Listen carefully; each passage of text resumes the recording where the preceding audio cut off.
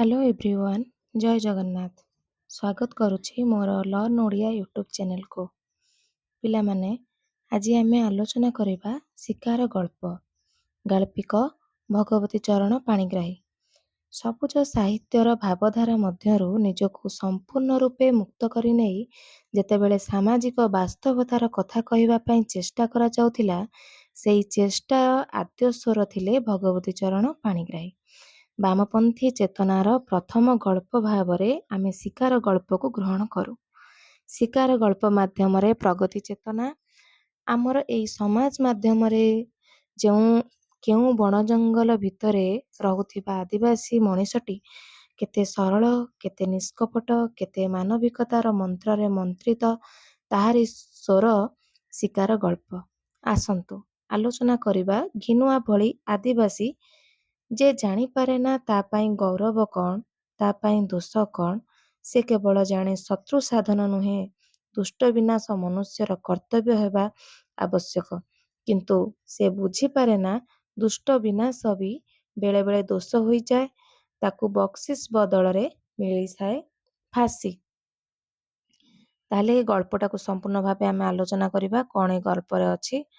ତ ଶିକାର ଭଗବତୀ ଚରଣ ପାଣିଗ୍ରାହୀ। ସେ ଅଞ୍ଚଳରେ ଘିନୁଆର ନାମ ବିଖ୍ୟାତ ଶିକାରୀ ହିସାବରେ। ସେ ବନ୍ଧୁକ ମାରି ଜାଣେ ନାହିଁ। ତାର ପ୍ରଧାନ ଅସ୍ତ୍ର ନିଜ ହାତ ତିଆରି ଧନୁଶର। ସେ ତୀର ମାରିଲା ବେଳେ ଚିତ୍ ହୋଇପଡ଼େ। ବାଁ ପାଦଟି ଧନୁରେ ଲଗାଇ ଦେଇ କାନ ପର୍ଯ୍ୟନ୍ତ ତୀରଟି ଟାଣି ନେଇ ଛାଡ଼ିଦିଏ। ମାଇଲିଏ ଦୂରକୁ ତୀର ମାରି ସେ ଲାଖ ବିନ୍ଧିପାରେ। ଏଇ ଧନୁଶର ସାହାଯ୍ୟରେ ସେ ହରିଣ, ସମ୍ବର, ବାର୍ହା, ଭାଲୁ ମାରିଛି ଅଗଣନ। ଚିତାବାଘ ବି ମାରିଛି ଅନେକ। କିନ୍ତୁ ମହାବଳ ମାରିଛି ମୋଟେ 2ଟି। ମହାବଳ ମାରି ସେ ଡିପୁଟି କମିଶନରଙ୍କଠାରୁ ବେଶ୍ ପୁରସ୍କାର ପାଇଛି ମଧ୍ୟ। ସେଦିନ ସକାଳୁ ସେ ଏକ ଅଦ୍ଭୁତ ଶିକାର ନେଇ ଡିପୁଟି କମିଶନରଙ୍କ ବଙ୍ଗଳା ପାଖରେ ହାଜର। ଗୋଟିଏ କାନ୍ଧରେ ତାର ଧନୁଟି ଝୁଲୁଛି, ହାତରେ 2-3ଟି ତୀର, ଆର କାନ୍ଧରେ ଟାଙ୍ଗିଟି ପଡ଼ିଛି। ଘିନୁଆକୁ ଏ ବେଶରେ ଦେଖି ଅର୍ଦ୍ଦଳି ପଚାରିଲା, "କିରେ, ଆଜି କି ଶିକାର ଆଣିଛୁ?" ଘିନୁଆ ସାଙ୍ଗେ ତାର ଭଲ ଜଣାଶୁଣା। ତାର ବକ୍ସିସର ଅଂଶୀଦାର ସେ କେତେଥର ହୋଇଛି। ଉତ୍ତରରେ ଘିନୁଆ ତାର ମଇଳା ଦାନ୍ତ ଦୁଇ ଧାଡ଼ି କେବଳ ଦେଖାଇଲା। ସେ ହସିଲା କି ଖିଙ୍କିଲା ଜାଣିବାର ଉପାୟ ନାହିଁ। ପ୍ରକୃତରେ ହସ ବୋଲି ଯାହାକୁ କୁହାଯାଏ, ଘିନୁଆଠାରେ ତାହା କେହି କେବେ ଦେଖିନାହିଁ। ବେଳେବେଳେ ସେ ଏହିଠାରେ ଦାନ୍ତ ଦେଖାଏ। ତାହା ହସ ନୁହେଁ କି କାନ୍ଦ ନୁହେଁ, କେବଳ ଦାନ୍ତ ଦେଖା। ଅର୍ଦ୍ଦଳି ପଚାରିଲା, "କିରେ, କି ଶିକାର ଆଜି ଆଣିଛୁ?" ଘିନୁଆ ତାର ଗାମୁଛାରେ ବନ୍ଧା ହୋଇଥିବା ଗୋଟିଏ ପଦାର୍ଥକୁ ଦେଖାଇ କହିଲା ଯେ ସେ ଆଜି ଏକ ମସ୍ତ ଜାନୁଆର ଶିକାର କରି ଆଣିଛି। ଅର୍ଦ୍ଦଳି ପଚାରିଲା, "ବାଘ?" ଘିନୁଆ ମୁଣ୍ଡ ହଲାଇ ନାହିଁ ଜଣାଇଲା। "ଆଉ ତେବେ କ'ଣ ବେ?" ଗୋଳମାଳ ଶୁଣି ସାହେବ ବଙ୍ଗଳା ଭିତରୁ ବାହାରି ଆସିଲେ। ଘିନୁଆ ମୁଣ୍ଡିଆ ମାରି ପୁଣି ସାହେବକୁ ସେହିପରି ଦାନ୍ତ ଦେଖାଇଲା।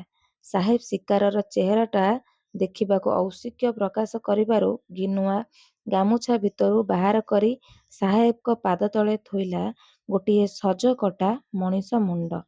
ସାହେବ ଚମକି ଉଠି ପାହୁଣ୍ଡେ 2 ପାହୁଣ୍ଡ ପଛେଇ ଗଲେ। ଘିନୁଆ ହାତ ବଢ଼ାଇ ମାଗିଲା, "ସାହେବ, ବକ୍ସିସ୍।"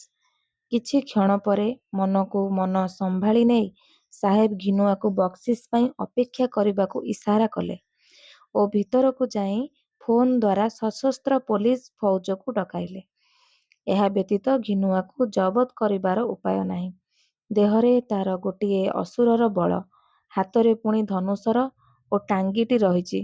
ଯେତେବେଳେ ହାତକଡ଼ି ଗୋଡ଼କଡ଼ି ପିନ୍ଧି ଘିନୁଆକୁ ହାଜତରେ ରହିବାକୁ ହେଲା, ସେ କିଛି ବୁଝିପାରିଲା ନାହିଁ। ତାକୁ ଏପରି ଭାବରେ ଅଟକାଇ ରଖିବାର ମତଲବ କ'ଣ? ସୁବିଧା ପାଇଲେ ସେ କାହାରିକୁ ଏ ବିଷୟରେ ପଚାରେ। କିଏ କହେ ତାର ଫାଶୀ ହେବ, କିଏ କହେ ସେ ଯିବ କଳାପାଣି। କାହିଁକି? ସେ ଏମିତି କି ଅପରାଧ କରିଛି କି? କିଛି ବୁଝି ନ ପାରି ସେମାନଙ୍କ କଥାକୁ ସେ ବିଶ୍ୱାସ କରେ ନାହିଁ। ଶେଷରେ ଦିନେ ଡେପୁଟି କମିଶନର ଜେଲ୍ ପରିଦର୍ଶନ କରିବାକୁ ଆସିଥିଲେ। ସେ ତାକୁ ହିଁ ସବୁ ହାଲ ପଚାରିଲା। ସେ କହିଲେ ଯେ ପୂର୍ବରୁ ସେ ବାଘ ଭାଲୁ ମାରୁଥିଲା ବୋଲି ସାଙ୍ଗେ ସାଙ୍ଗେ ବକ୍ସିସ୍ ପାଉଥିଲା, ଏବେ ମାରିଛି ମଣିଷ। ଏଥର କି ବକ୍ସିସ୍ ପାଇବୁ ତାହା 5 ଜଣ ତ ପୁଣି ବୁଝି ବିଚାରି ଠିକ୍ କରିବେ। ଏହି କଥାଟା ହିଁ ଘିନୁଆ ମନକୁ ମାନିଲା। ଯେଉଁଦିନ ତାର ବିଚାର ହେଲା, ଘିନୁଆ ମନେ ମନେ ଭାବିଲା ସେଦିନ ତାକୁ ବକ୍ସିସ୍ ମିଳିବ। ସେ ଉତ୍ସାହିତ ହୋଇ ଜଜ୍‌ଙ୍କ ଆଗେ ସବୁ ବିବରଣୀ କହିବାକୁ ଲାଗିଲା। ସେ ଯେ ଗୋବିନ୍ଦ ସର୍ଦ୍ଦାରଙ୍କୁ ହାଣିଲା, ସେଥିପାଇଁ ତାକୁ କମ୍ କଷ୍ଟ କରିବାକୁ ପଡ଼ିନାହିଁ। ଆଉ ଅନେକ ଲୋକ ତାକୁ ମାରିବାକୁ ଛକିଥିଲେ, କିନ୍ତୁ କେହି ପାରିନଥିଲେ। ଗୋବିନ୍ଦ ସର୍ଦ୍ଦାର ଯେ ସବୁବେଳେ ମଟର ଚଢ଼ି ଯିବା ଆସିବା କରେ, ସେ ତାର ଧନସମ୍ପତ୍ତି କମେଇଛି ଅନ୍ୟ ସମସ୍ତଙ୍କୁ ଲୁଟି କରି। ବଡ଼ ଶଇତାନ ଲୋକ ଥିଲା ସେ। କେତେ ଲୋକଙ୍କୁ ସେ ମାରିଛି, କେତେ ଲୋକଙ୍କୁ ଉଚ୍ଛନ୍ନ କରିଛି, କେତେ ସ୍ତ୍ରୀ ଲୋକଙ୍କର ଇଜ୍ଜତ ନେଇଛି, ତାର ଠିକଣା ନାହିଁ। ଘିନୁଆର ସବୁ ଜମିବାଡ଼ି ମଧ୍ୟ ସେହିପରି ସେ ନିଜର କରିଛି। ସେଦିନ ସନ୍ଧ୍ୟାରେ ଘିନୁଆର ସ୍ତ୍ରୀ ଉପରେ ଅତ୍ୟାଚାର କରିବାକୁ ବସିଥିଲା। ଏତେ ବଡ଼ ବହପ। ଘିନୁଆକୁ ଦେଖି ମଟରରେ ପଳାଉଥିଲା।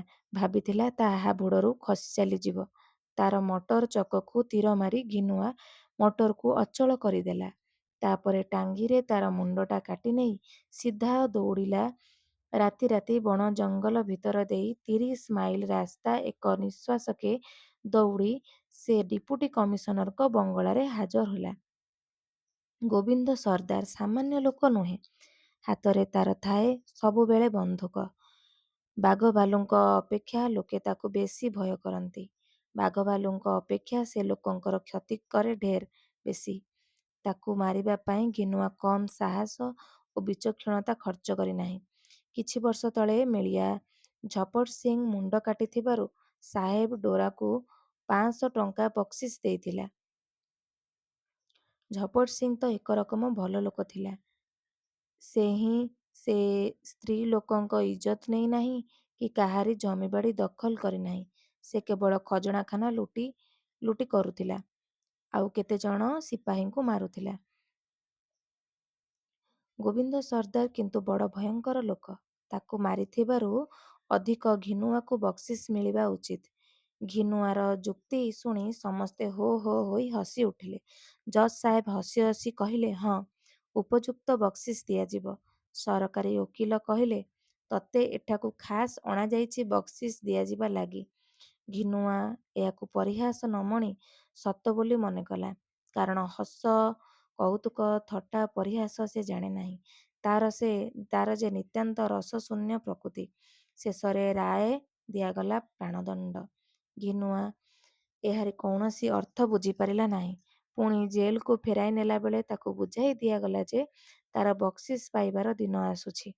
ଘିନୁଆ ଯେ ପର୍ଯ୍ୟନ୍ତ ବୁଝିଲା ନାହିଁ ଯେ ସେ ଜଣେ ଅପରାଧୀ ଓ ସେଥିଲାଗି ତାକୁ ପ୍ରାଣଦଣ୍ଡ ଆଦେଶ ହୋଇଛି।